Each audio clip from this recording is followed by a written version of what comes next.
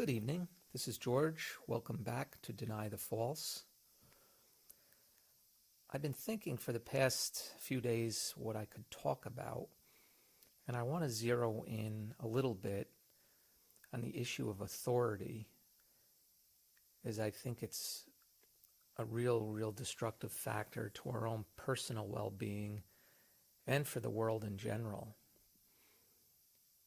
And I may keep coming back to this in one way or another. I think as we look at issues within ourselves and in the world, we'll continue to see overlapping factors, how things all relate to each other.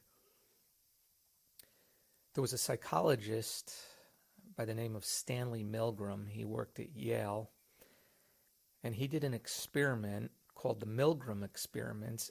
His last name is Milgrim. I'm not going to give you all the details, and that's not important, but you can Google it if you really are interested in finding out more about how he did this.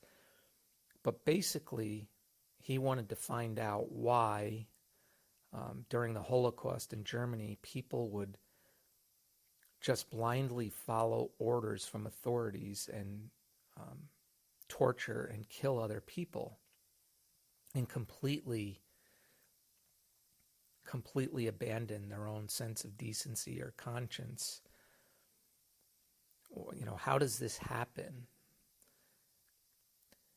So he was interested in that. So basically what happened in these experiments is he would call in a person. This would be the subject. And the subject was called in to be a part of an experiment but doesn't know what the experiment's about. He or she just has to sort of follow instructions and go along. Well, the subject is called into a room, and then there's like an authority there in a big white coat, like the psychologist, the professor or the doctor authority there telling him what to do. And then there's a wall, and then on the other side of the wall, or the other side of, I think it was glass, but the subject couldn't see through, there was a person in the other room. And the subject was told, okay, we're going to have the subject perform a task or read something. And if they make some kind of a mistake, we want you to turn this dial here. And he'd point to the dial, and that's going to give him an electric shock. And the electric shock dial would start at very, very low, and then you'd turn it up to 2, 3, 4, and 20, and 50. I don't remember the details, but if you look into it, you can find out. The real point here is that the more you turn the dial, the more the shock is. But anyway, so the subject is there, and the authority tells the person in the other room, well, read something out. Now, this person in the other room, I'm going to let you know now, is in on it, knows what's going on, and does not really get electric shocks. But the subject thinks that these are really electric shocks, so that's very important. So anyway, on the first mistake, the authority tells the subject or the person, hey, give him a little shock. And then the person would turn the dial, and the guy in the other room would go, and yell and shout a little bit, and then he'd turn the dial back down. So he knows it's painful. In his mind, he just shocked somebody. So this goes on, and as it goes further and further, the authority keeps telling the subject to turn up the dial even more and more and more, increasing the intensity of the shocks. And then the person in the other room would scream louder and louder. And at a certain point, a lot of the subjects would say, wait a minute here, I'm not comfortable with this. And the authority would say, just keep going, keep proceeding. This is all my responsibility, not yours. You just do what I tell you to do. I take full responsibility for this. So the person would continue to turn up the dial and shock this other person. And this got to the point where they thought they shocked the person so much that they had literally passed out. All the screaming stopped. And this is what this experiment revealed, is that most people, I think 65% continued to shock. Some did walk out. Some people did stop.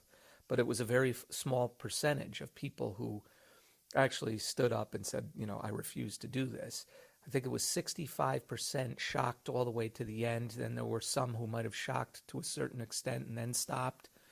And there might have been a very, very few who just stopped immediately and refused to hurt another person.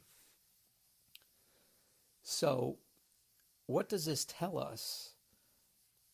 We will continue. I'm saying we. I'm just using we in general as a human race, but it seems like there's this tendency to follow authority even when we know our own senses, our own eyes and ears are telling us that this is harmful, that something bad is going on here, and we continue.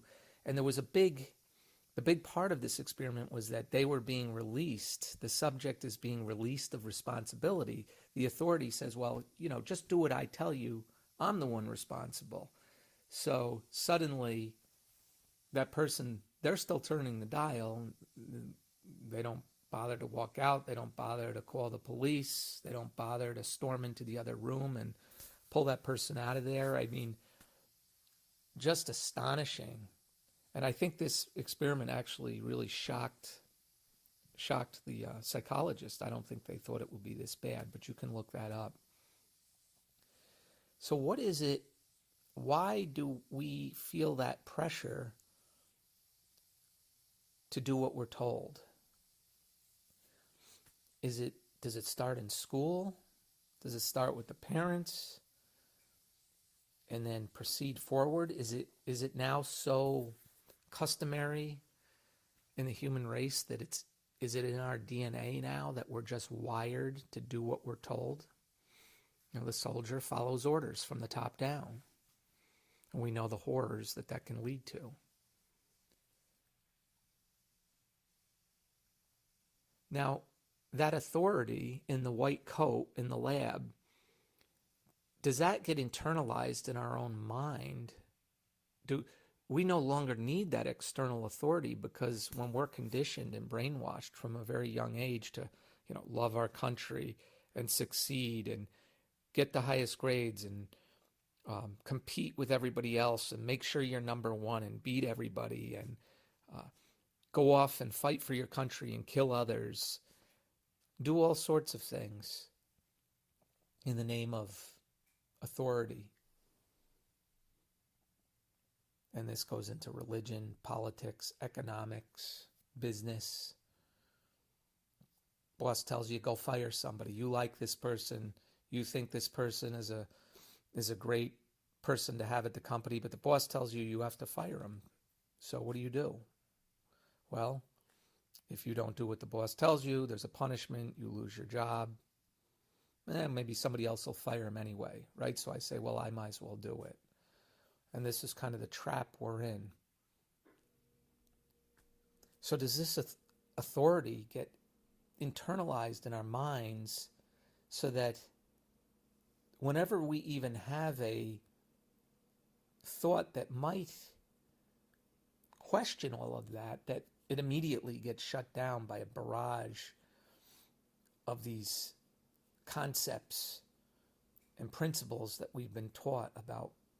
Say, for example, you're tired and your body's telling you, gee, I'm tired and I'd like to have this day off, but the authority says, no, you have to go to work. You have to be up at 6. You have to earn money. You have to be there for the company. Even though the evidence that your own body and your brain is giving you that it's tired and fatigued and doesn't want to do that, the authority is pushing us toward that. This is just one example of how this works. Or, gee, I don't want to go kill people, but the authority says, well, you have to stand up for your country and the flag. You have to defend your country with honor and duty. So that shuts down any natural inclination to not want to harm other people. It's a lot to think about. Thank you.